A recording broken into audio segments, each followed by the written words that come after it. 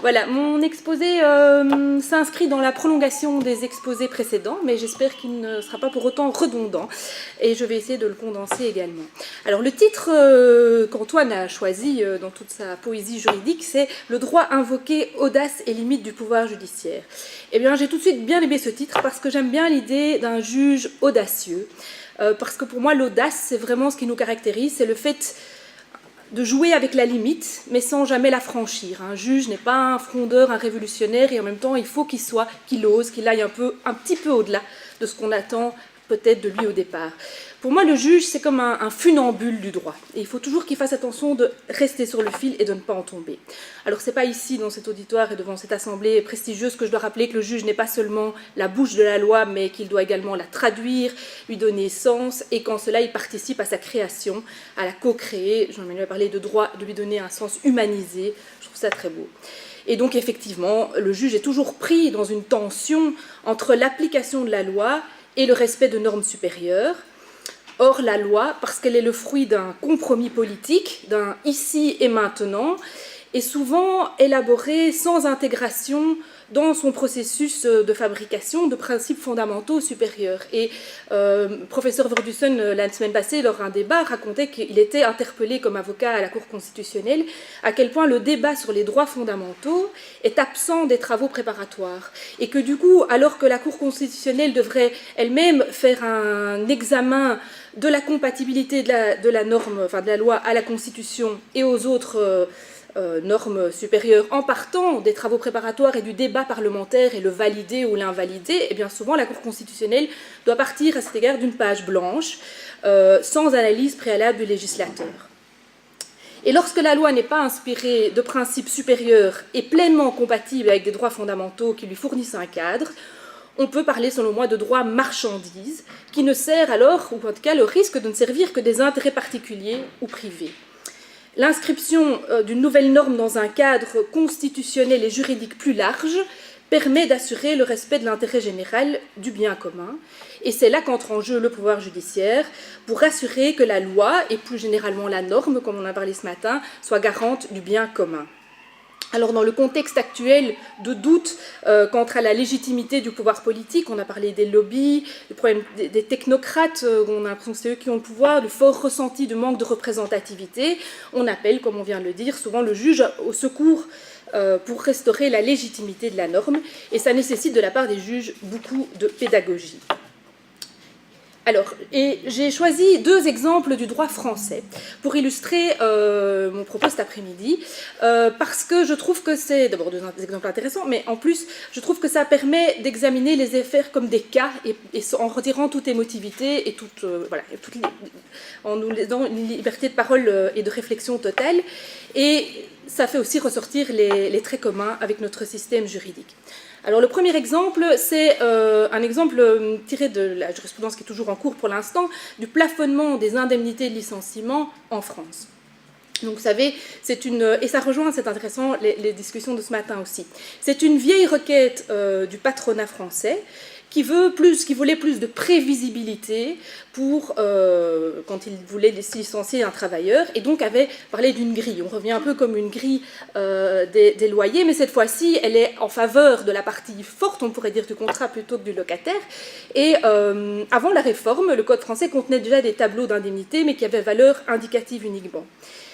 La réforme du droit du travail en mois de septembre 2017 a instauré des nouveaux barèmes, mais qui sont tout à fait contraignants. Le juge ne peut plus en aucun cas s'en écarter. Il n'y a pas en France, comme en Belgique, un système de responsabilité civile 1382 en plus d'une indemnité de rupture, c'est exclu. C'est uniquement dans les cas d'harcèlement, discrimination, etc., que le juge pourrait, pour ces cas très exceptionnels, s'écarter de la grille.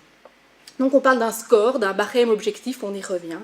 Un des avantages aussi de cette réforme, telle qu'elle était promue, c'est de désengorger les tribunaux, ce qui rejoint aussi ce qu'on a dit ce matin, le fait que, on a une grille, donc on n'a plus besoin de juge, le juge ne doit plus décider, il n'a plus besoin d'une expertise, il n'a qu'à calculer, même pas calculer, voire appliquer la grille. La réforme du travail a été adoptée par ordonnance présidentielle, vous avez certainement entendu parler, c'était un projet du président Macron, et ce qui est intéressant aussi pour notre propos, puisque gouverner par ordonnance, ça fera appel en application de l'article 38 de la Constitution française, et donc c'est l'Assemblée nationale et le Sénat donnent une délégation au gouvernement pour entreprendre une loi sur un sujet particulier. Après, cette ordonnance peut être ratifiée ou non par le président, mais donc on invoque ça pour aller plus vite, pour être plus efficace. Souvent, pour transposer les directives européennes, c'est cette technique-là qu'ils utilisent, mais ça a l'effet inévitable d'évincer totalement le débat parlementaire, et c'est d'ailleurs ça qu'on recherche et qu'on invoque. Alors, donc, il y a eu cette ordonnance du 22 septembre 2017 relative à la prévisibilité et la sécurisation des relations de travail. Vous voyez déjà sur ces mots, mais qui on prévoit et on sécurise pour qui? Pour l'employeur, en introduisant un mécanisme de plafonnement. Alors, le plafond, je vous l'ai imprimé, comme vous voyez, c'est très très strict, et donc voilà, ça varie en fonction de la taille de l'entreprise. En principe, à partir des années complètes, il y a vraiment plus de travail d'interprétation nécessaire, il suffit d'appliquer. Ensuite, on a des seuils particuliers, et c'est uniquement pour le seul facteur qui joue, c'est la taille de l'entreprise et l'ancienneté du salarié. Et donc, vous voyez qu'un salarié dans une petite entreprise, même après 25 ans de travail, il aura droit à 2 mois et demi de salaire. Donc, c'est assez réducteur. Alors, cette loi... Cette ordonnance, qui est devenue une loi après, a été contestée dès son entrée en vigueur, notamment par l'Union syndicale des magistrats, qui est un peu l'équivalent de l'USM, oui,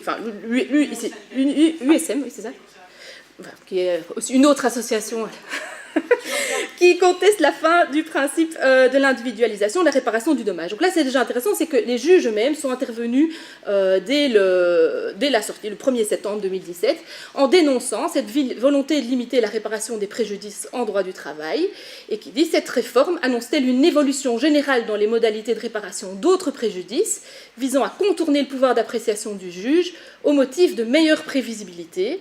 L'USM défend une autre idée de la justice, avec laquelle je pense que l'ASM peut rejoindre. Les situations personnelles doivent continuer d'être appréciées individuellement par le juge. Et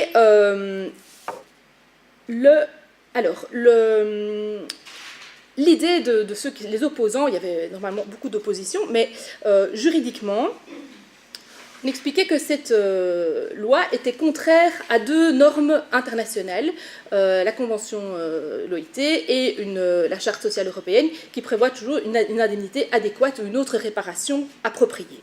Il faut savoir qu'en France, vous le savez, les tribunaux du travail, c'est des conseils de prud'homme. Il y a 4 juges, comme on appelle les juges sociaux, 2 représentants travailleurs et 2 représentants employeurs. Et le juge professionnel de carrière, qu'on appelle un juge départiteur, n'intervient que quand il n'y a pas accord entre les juges, le tribunal des prud'hommes. Donc le juge est vraiment issu de la société civile. Et depuis décembre 2017, il y a vraiment une fronde des prud'hommes qui refusent de se référer à ce barème et qui l'écartent en invoquant les 2 normes les 2 dispositions que je vous ai rappelées. Et sur le fond de la technique, on est presque tous juristes ici, on sait que la technique n'a rien de révolutionnaire puisqu'elle est juste le fait d'écarter un droit matériel sur base de dispositions internationales, mais il y a vraiment un rôle politique qui est joué dans ce cas par le juge. J'ai un petit problème de... Non, c'est bon. Oui, et l'autre intérêt de la situation pour notre propos, c'est la mobilisation des avocats. Alors, le syndicat des avocats français, le SAF, a développé un argumentaire de 25 pages, très très nourri, et qui est mis gratuitement à disposition de tous les plaideurs, sur le fait qu'il suffit d'aller consulter, et qu'ils encouragent tout le monde à utiliser pour nourrir le juge. C'est un très bel exemple d'intelligence collective, et c'est aussi intéressant parce que le juge, n'étant pas nécessairement juriste dans ce cas-ci, il doit encore plus que d'autres probablement être nourri d'arguments juridiques. Et parmi les arguments d'opposition au barème, on retrouve le refus d'admettre que le seul qui doit être garanti contre le risque et l'absence de prévisibilité d'un licenciement, ce serait l'employeur. Le travailleur, quant à lui, est privé d'un recours effectif au juge pour démontrer le préjudice concrètement subi, puisque si vous êtes là depuis 3 ans et que vous n'avez aucune... Ça ne sert à rien d'aller demander 10 mois de rémunération, vous ne les aurez pas. Et ce qui est intéressant pour notre propos, c'est la décision du Conseil constitutionnel qui avait dû avaliser la loi avant qu'elle soit promulguée, et qui avait validé en disant que le législateur a entendu renforcer la prévisibilité des conséquences qui s'attachent à la rupture du contrat de travail. Il a ainsi poursuivi un objectif d'intérêt général. Alors que l'intérêt général, le bien commun, dans ce cas-ci, c'est l'intérêt de l'employeur exclusivement. Et l'autre intérêt pour le propos d'aujourd'hui, c'est les conséquences d'une barémisation sur l'office du juge. On en a déjà parlé tout à l'heure. Alors on voit toutes les décisions, il y en a des très très récentes qui ont été prises par les conseils des prud'hommes un peu partout en France, c'est tout récent, premier depuis le 13 décembre 2018. Je m'empresse de dire que ça c'est toutes les décisions qui écartent le barème, elles ne sont pas toutes dans ce sens-là. Donc il y a vraiment, la jurisprudence est partagée, mais enfin il y a quand même une opposition forte. Et un exemple très pratique, le jugement le dernier du 9 avril 2019, il octroie 12 000 € d'indemnité à la travailleuse qui, selon le barème, avait droit à 989 €. Donc on est quand même dans une grande différence. Alors, le gouvernement français a réagi. Et les réactions sont intéressantes. Dans les premiers jours qui ont suivi la première décision, au mois de décembre, ça a fait beaucoup de bruit, et le ministre du Travail a déclaré dans Le Monde « Les arguments soulevés par le Conseil de monsieur avaient déjà été examinés fin 2017 par le Conseil d'État dans un autre dossier en référé et avaient été rejetés par la haute juridiction », ce qui n'est pas vrai parce qu'en fait on était dans des autres questions le litige n'était pas le même, ce qui était demandé au Conseil d'État. La décision prononcée à Troyes fait fi de ces éléments et pose à nouveau la question de la formation juridique des conseillers prud'homaux. Et donc, cela vous a donné bien sûr à une tribune de l'USM et du syndicat des avocats de France pour dénoncer l'atteinte à la séparation de pouvoir et le fait que, le titre de la tribune, les juges ne sont pas des ignorants qu'il faudrait remettre dans le droit chemin, et que les juges judiciaires écartent une loi votée parce qu'inconventionnelle, ce n'est pas de l'ignorance, mais l'exercice de leur pouvoir juridictionnel. Ensuite, le directeur de la chancellerie, donc des affaires civiles et du Sceau, a adressé une circulaire à tous les procureurs généraux des cours d'appel, puisqu'ils sont statutairement situés en dessous de la chancellerie, mais dans des questions de droit du travail, c'est vraiment extrêmement rare, c'était quasi jamais arrivé, pour leur demander de recenser les décisions contraires au barème, et de prendre la parole devant les cours d'appel dans ces questions-là. Et d'ailleurs, il y a une affaire, la première affaire qui va être plaidée en appel, a été remise pour permettre au parquet de prendre saisir du dossier et rédiger un avis. Donc il y a une vraie réaction. Et on considère que la panique, il y a vraiment une petite ou une grande panique au gouvernement parce qu'il ne veut pas devoir retirer l'ordonnance comme ils avaient dû faire il y a quelques années avec le contrat de première embauche. Et de nouveau, on fait planer la menace d'un gouvernement des juges et on dit certains se livrent à une nouvelle instrumentalisation des normes supranationales pour organiser un troisième tour politico-judiciaire, ironise un éminent juriste qui n'a pas voulu se dévoiler dans Le Monde. Mais encore plus loin, il y a aussi, et c'est dénoncé, une réforme des greffes, comme par hasard. Les greffes des cours des conseils de prud'hommes ont été justement réformés à ce moment-là, et pour les fusionner avec ceux des tribunaux de grande instance, dont là on rejoint le management, pour le motif invoqué étant une allocation optimale des moyens sur un même territoire. Mais en gros, on veut dire que les greffiers des prud'hommes vont devoir aussi être greffiers en première instance, enfin en grande instance. Or, comme je vous l'ai dit, c'est une juridiction avec des juges qui ne sont pas professionnels, et donc l'apport du greffier est encore plus que dans une autre juridiction déterminant, et donc si on le prive de son expertise, eh bien c'est une catastrophe pour ces juridictions. Voilà, suite fin de l'année judiciaire. L'intérêt de l'exemple pour moi, c'était que on voit vraiment les deux tendances de la journée. Le droit comme marchandise, puisqu'on voit que la disposition a été adoptée suite à un lobbying du patronat, à une volonté de limiter l'input, comme on dit chez nous en management, à l'influence du pouvoir exécutif sur la fabrication de la norme, puisque c'est lui qui l'a rédigée, mais aussi sur ce contrôle de son application. Et puis il y a une tentative d'affaiblissement du pouvoir judiciaire via la suppression de moyens et la menace d'un gouvernement des juges. Mais on voit aussi d'un autre côté le droit comme bien commun. On voit un juge audacieux qui, en plus c'est un juge vraiment de base, qui ose écarter la norme parce que contraire à des principes supérieurs et à l'intérêt de la partie faible. Et puis il y a aussi ce partage de connaissances de ces avocats vraiment pointus, experts sur ces questions, qui mettent à disposition gratuitement toutes leurs connaissances. Est-ce que j'ai le temps pour un deuxième exemple ? 4 minutes. Eh bien, alors je vous passerai ma conclusion, mais je vous fais le deuxième exemple qui est, j'irai beaucoup plus vite sur le début puisque vous connaissez tous l'affaire, c'est la fameuse décision du Conseil constitutionnel français du 6 juillet 2018 sur le principe de fraternité, donc qui érige en principe constitutionnel la fraternité qui a été repris au préambule de la Constitution française. Ah oui, je vous ai, mais voilà. Et donc il y a ce qu'on a appelé le délit de solidarité. C'est une décision largement commentée. Elle a fait, il y a eu de nombreux commentaires très enthousiastes. Je vous avais reproduit notre éminente Françoise Tulkens qui avait fait un commentaire dans le journal des tribunaux, Paul Martens également, et avec vraiment très très enthousiaste en disant que c'est la manifestation de l'initiative citoyenne dans ce qu'elle a de plus élémentaire, et terminant en citant, sans le citer, Garapon, lorsque les politiques se déchirent, les juges doivent remplir leur rôle et être les gardiens des promesses. Et donc dire qu'on a été vraiment très très loin. Il y a aussi d'autres personnes qui ont dit que c'était, enfin, on voit de là-dedans que c'est une élaboration du droit en marge des textes de droit positif, mais tout en influant sur celui-ci, et tout en espérant faire naître de nouveaux litiges et de nouvelles invocations de ce principe dans d'autres contextes. Et c'est ce qui a eu lieu. Il y a une magnifique interview de Patrice Spinozzi et Nicolas Hervieux, qui sont les juristes qui sont intervenus dans le cadre de l'affaire, un avocat, l'autre est spécialiste du droit constitutionnel, mais qui, vraiment, lui aussi, il dit en faisant preuve d'inventivité, d'audace et de conviction, mais qui explique que maintenant qu'on a ce principe, eh ben maintenant c'est à nous de jouer et il faut le décliner au profit, non seulement au profit de ceux qui aident, mais aussi de ceux qui ont besoin d'être aidés, et puis il faut le développer dans d'autres litiges, etc. Donc vraiment très très enthousiaste. Mais à côté de ça, on a aussi, et ça ne doit pas être négligé, je pense, des critiques aussi acerbes que les premières étaient enthousiastes. Alors nous avons notamment Madame Anne-Marie Lepourrier, qui est professeure de droit public, et qui a fait une tribune incendiaire en dénonçant un coup d'État du Conseil constitutionnel.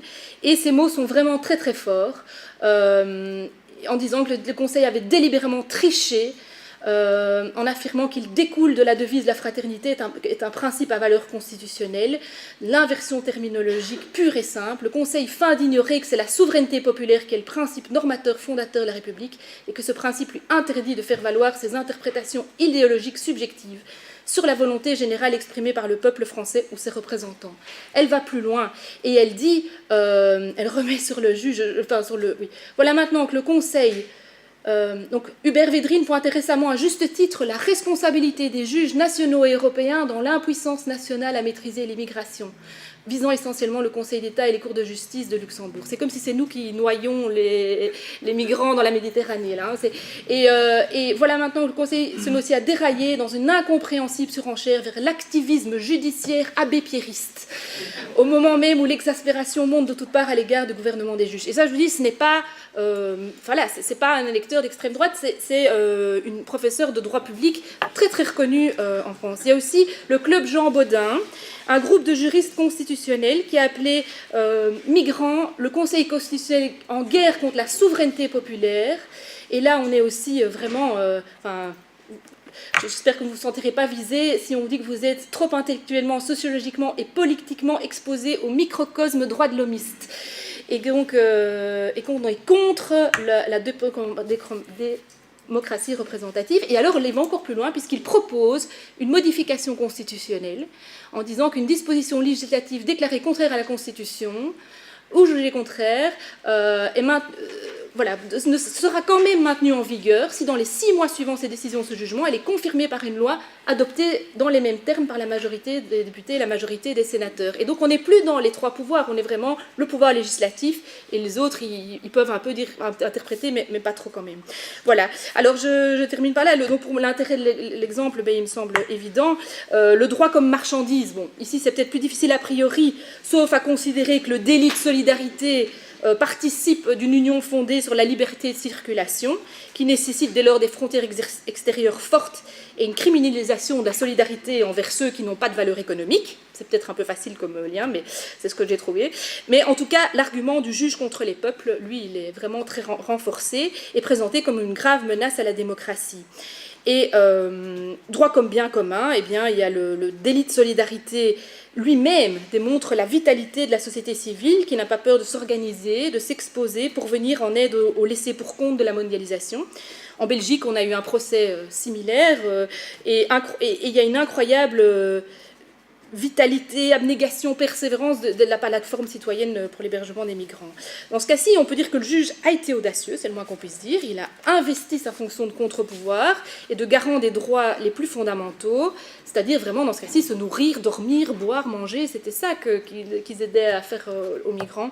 Mais l'avenir nous dira si, en faisant cela, le juge est tombé de son fil parce qu'il a été trop audacieux et que du coup, il va être recadré, peut-être par des modifications législatives, ou bien si sa décision était juste visionnaire et n'a pas plu à certains. Je vous passe ma conclusion, parce qu'elle rejoint celle de beaucoup de choses qui avaient été dites, mais je pense que ma conclusion, c'était on l'a déjà faite aussi ce matin, c'était de dire que je rejoignais le livre de Bruno Latour, Où atterrir, et le fait que, voilà, on a vraiment un juge qui ne soit pas un juge hors sol, mais qui soit vraiment un terrien, qui soit pleinement intégré dans la société, et qui puisse faire face et accompagner les évolutions sociales et les défis qui nous attendent. Merci.